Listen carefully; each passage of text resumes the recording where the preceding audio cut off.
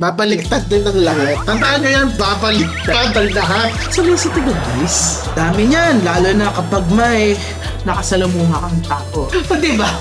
Buisit, kasi una walang context. Oo. Pangalawa, grabe ka naman. But my mom told me one morning bago ako pumasok na, and we quote, Yes, air quotes, in air quotes. alam mo nak, nalulungkot ako sa ginagawa mo. Dot. Of course, dahil matanda may ellipsis agad yung period.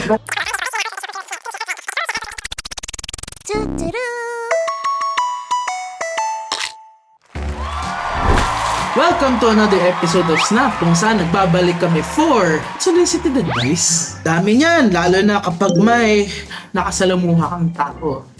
Ikaw? Ano? Anong unsolicited advice na pambuisit lang sa'yo ang natanggap mo na?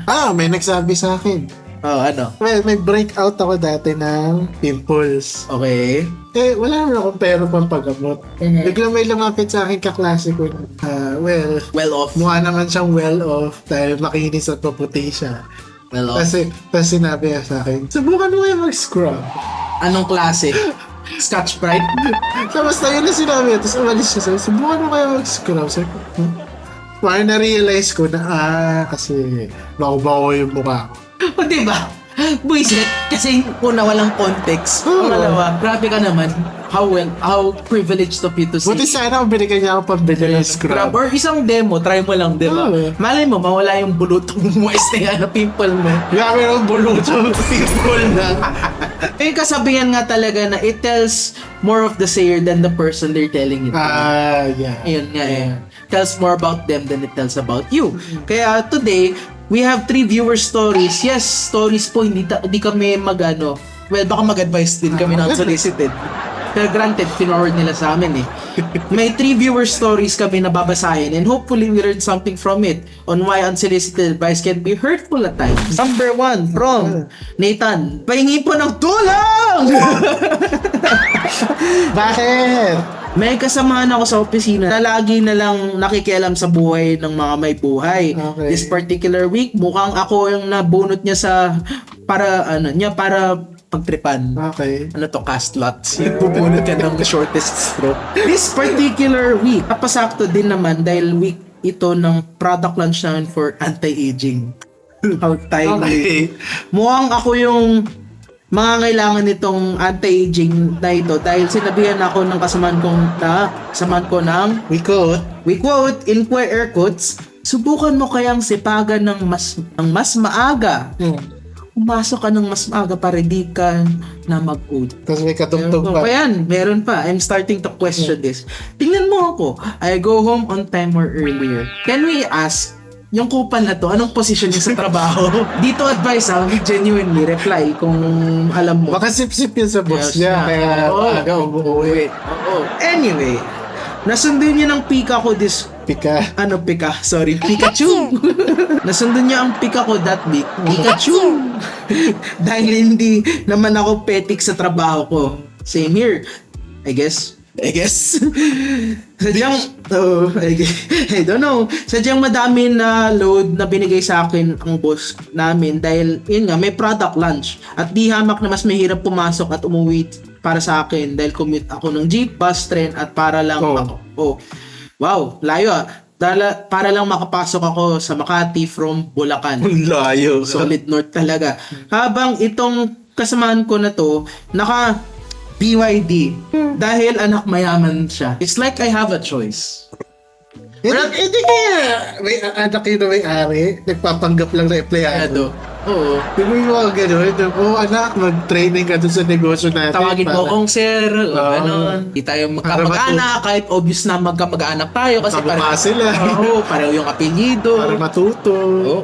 ng negosyo. Ganyan talaga pag may pribilehiyo. At masasabi namin sa isang katulad mo rin na di Ang walang hangak na privilege. empleyado, na Oo. hindi masyadong privilege, mahirap kumita ng pera. Pero mas mahirap makapatay ng katrabaho mo.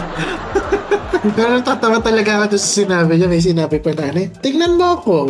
I go home on time or earlier. So nag-under time yun. Oo.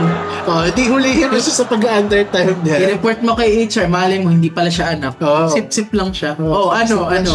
Okay, let's go to our second question. It is from Gio. Gio.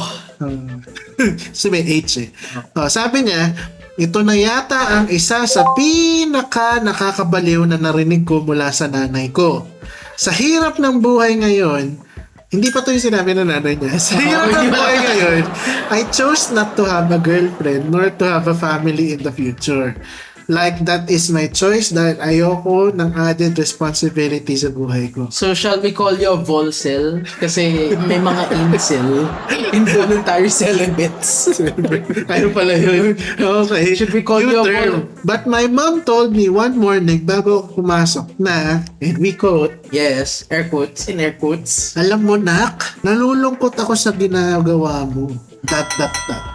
Of course, dahil matanda may ellipsis agad yung ending ng period. Hindi ko alam matinext to sinabi. Baka ganito yung malay mo pa rin. nagte-text na may dot. Dahil sa'yo, titigil ang lahi natin. Sayang apelido nating ma-heritage. Dahil matanda, siguro pagkakasabi. Sayang apelido nating ma-heritage. Ano ka, Forbes Park? Heritage. Ano ka, Forbes Park? Tapos sabi niya, for context lang po ha, wala naman sa pamilya namin ang naging mayor, doktor o judge sa bayan namin. Maganda lang ata pakinggan yung apelyido Ano nila. kaya apelido nila? Ayala. Taraneta. O yung mga muling tigas. Di magiba. Katay na. I actually found that randomly on my Instagram feed. Diba? May mga ganung apelido. Tapos tinuloy niya, sabi niya, ang pinakasikat na sa linya ng pamilya namin ay yung tiyuhin kong tumakbo bilang tanod. At 20 years ago na yun, nung tumakbo siya, nanalo ba? Talo ate. Ayoko malungkot ang nanay ko sa desisyon ko, pero ang sa akin lang naman, ayoko na magpukpok pa ng bato sa ulo ko dahil sa hirap ng buhay ngayon.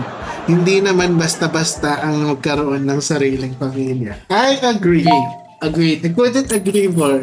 Even having a side chick or a mistress is not economically viable. Oo, once kailangan, bibilan mo yun ng mga bag. Nang pasikreto pa yun. Oo, mas sikreto pa. Yan, itago lahat ng mga expenses. So, we're not gonna give you advice. Wait lang, hindi mo na yung sinasabi na ang mga babae ay high maintenance. Oh, or I'm not objectifying women either. The statement na magkabit kayo. Pero point is, anything involving Maraming ganun. anything involving a third party sa buhay mo, starting a family, magkakabit ka, I don't know. I'm not gonna judge your life choices. Mahirap, hindi economically viable yun. Sige, kung ayaw nyo yung example na yun, gawin na lang natin example. Pag nagkaanak ka, Sige, magsimula tayo nuclear family. Magsimula tayo, nabuntis yung asawa mo.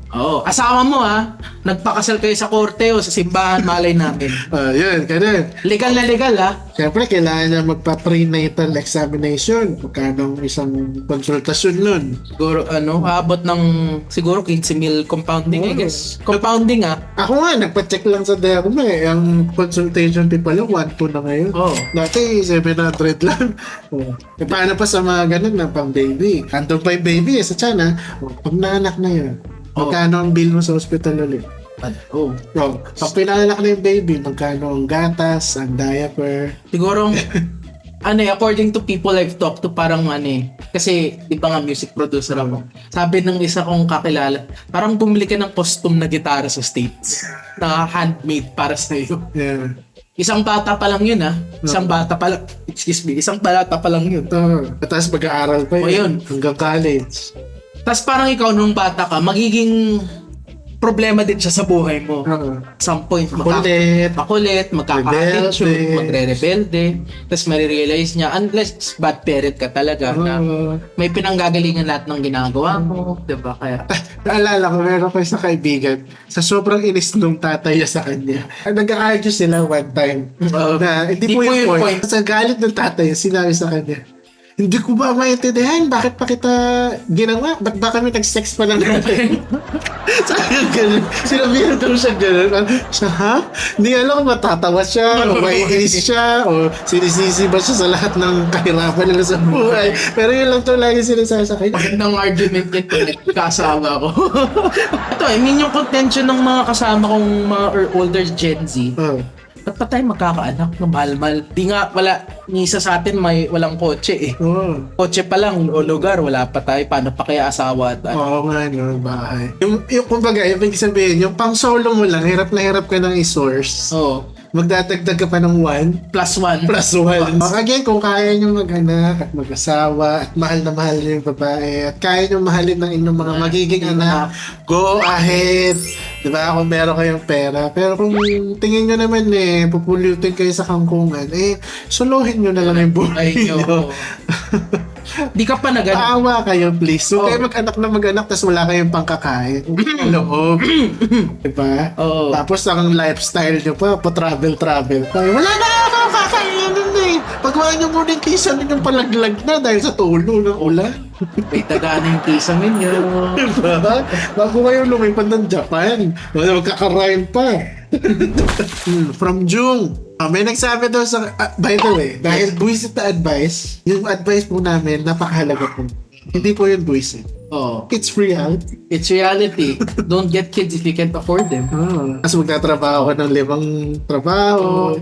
Tapos ang ending, magkakasakit ka, magkaka-high blood ka, lahat na. O edi... Tapos di ka abot ng 60. Tapos sa stress mo. Ay na. Sige na. Ay. Sabi niya, minsan talaga hindi ko maintindihan ang audacity. Spell. Audacity. Audacity.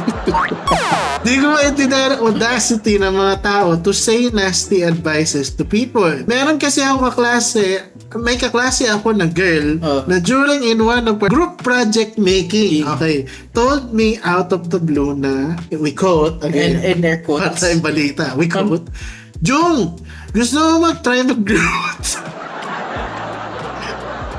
Gusto mo mag-try mag-glute, baka makakuha ka ng girlfriend if ever. Lahat kami sa... sige. That's racist. Kaklase ni Jung. That's very, very racist. Whatever color you are beautiful.